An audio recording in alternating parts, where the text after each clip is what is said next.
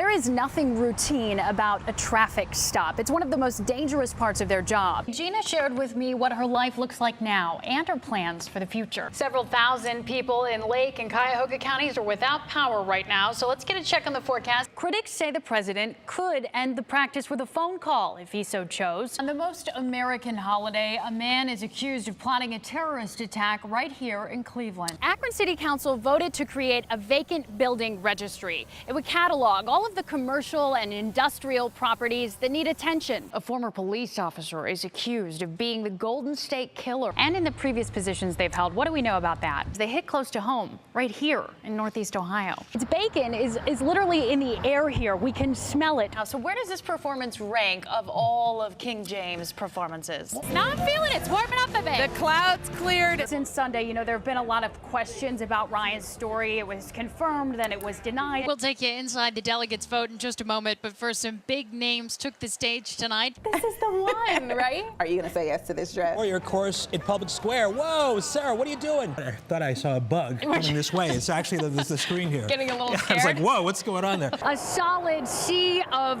wine and gold and so much excitement here. You queued that up right on time. After much conversation this week about separating families, President Trump today invited the families of Americans killed by undocumented immigrants to share their stories. Your loss will not have been in vain. We will secure our borders. This morning, he tweeted, GOP lawmakers should, quote, stop wasting their time trying to pass an immigration bill before the November midterm elections. A vote on the compromise bill that had been set for today is postponed, at least until next week. Well, there have been many questions about President Trump's zero-tolerance policy and the executive order that he signed this week.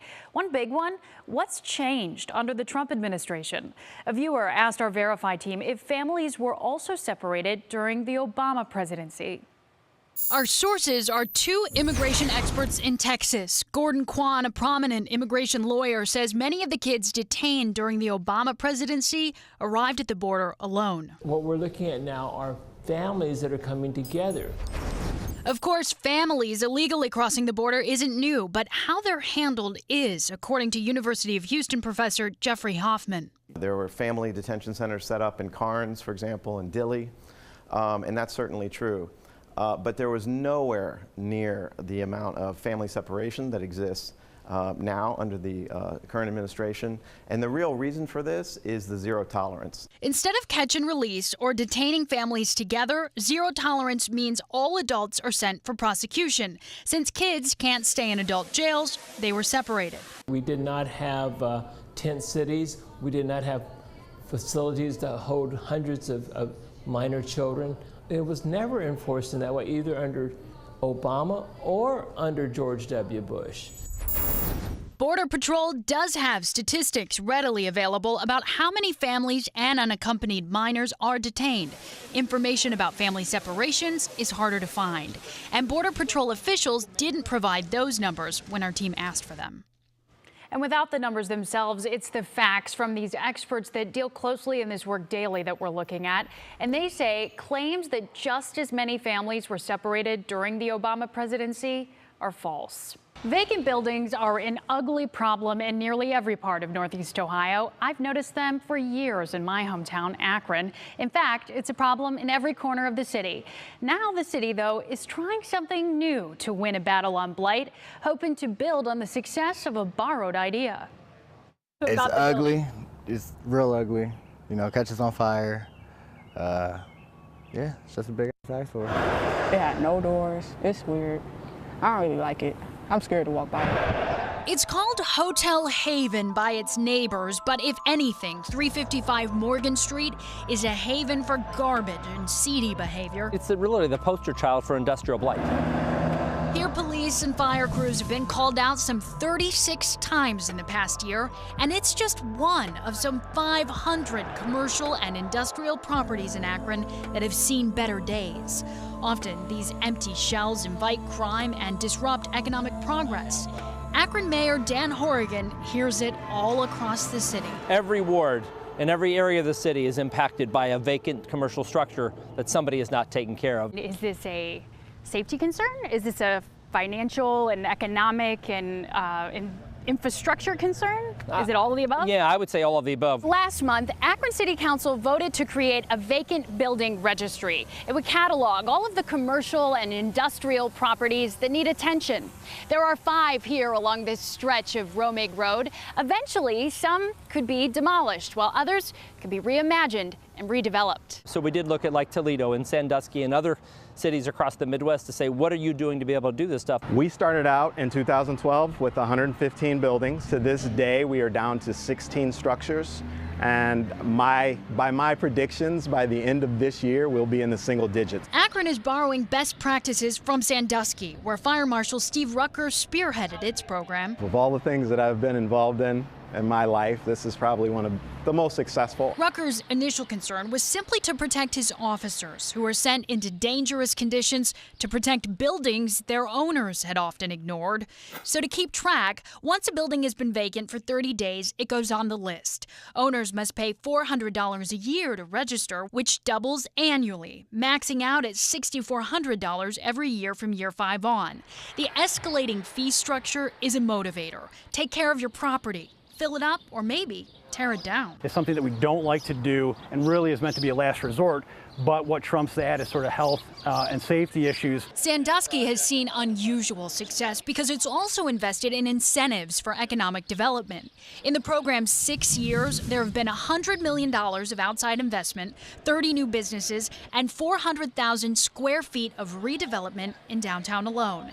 Even a new city hall, part of a mixed reuse of the former Cavalry Temple Church space. This is city manager Eric Wobser's new office. Until 2014, he was a part of the turnaround in Cleveland's Ohio City. These buildings are coming back to life, and it's not only the bricks and mortar investment that is saving them, but it's the spirit of the people who are able to occupy them because they were saved. Another long vacant building on Water Street is now the boutique Hotel Kilbourne. The community was like hungry for all of this, and they just needed the people to come in that had the guts to pour their blood, sweat, and tears into. Akron is hungry for progress too, and hopeful this shared idea could work to reinvigorate its neighborhoods 70-some miles southeast. You could tear it down, make something useful for the community, anything. Akron's giving owners of empty buildings 6 months to register, and the fine is based on the building's size. In case you're curious, Cleveland doesn't have a registry for vacant commercial properties. We took a quick walk around and found several tonight. At last survey in 2015, they numbered more than 2,000. Good evening to you, Russ. The Menor community and Lake County at large has been rocked by this on 2 fronts. Officer Matthew Mazzani was a beloved patrolman with a long history of helping others, and the man police say is responsible is also tied to a community of first responders here in Lake County. Drew, of course, so many people are thinking about his family tonight. Has there been any way, a fund or anything set up to help them? Well, just within the past hour, we understand that a GoFundMe page has been set up. We will have more information on how viewers can link to that. That will be on this version of the story at WKYC.com. All right, Andrew Horansky, thank you for your work out here today. So the other question is the other side of this. What do we know about the man charged in this hit-and-run accident? Our team coverage continues tonight with the investigator Tom Meyer, who's been looking into that part of the story. And he joins us not too far away at Lake Catholic High School, where that man went to school. And so many people thinking those same thoughts tonight. Brandon Simmons has been working on some of the campaigns and looking at what's been set up to honor the fallen officer. And Brandon, it really is incredible the way in just the past 24 hours, people have stepped up and come forward to do this. A lot of people. As you can see behind us, we have a growing memorial, and you'll see a lot of places pop up who are accepting donations, and you can see it right behind us. Okay, Brandon, thank you very much. Thank you. Of course, as any officer will tell you, there is nothing routine about a traffic stop. It's one of the most dangerous parts of their job. And as Channel 3's Monica Robin reports tonight, although all of us drivers are required to move over or slow down when we see an officer on the side of a road or any other emergency vehicle for that matter, many people still aren't doing it, Monica. For 9 long years, Gina DeJesus was held captive in this house on Seymour Avenue.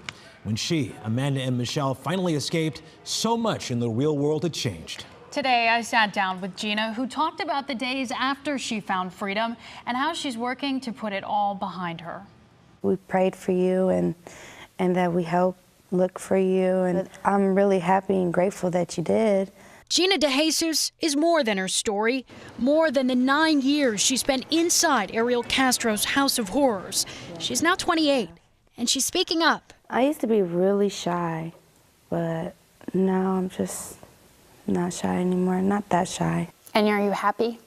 Yes, I am. What makes you happiest? Just to be home and be free and get to live life. And yeah. Does it come up every day where you think about your time there, those 9 years? No, I try not to think about that. Just put it behind me and just keep myself busy. Just hanging out with my mom and dad and the family and getting to know them. Getting to know them, when you say that, you had to get to know them again after all that time. I didn't know them for like 9 years, so I missed out on a lot. When she thinks back to the day she came home, she wanted you to know she was okay. The first day when I came home and I put my thumbs up. Then she saw the cameras. That's when I put my hood on, and then everybody was like, well, we want to know what she looks like. And then they just stayed outside of my house, and I couldn't do nothing. I couldn't go outside.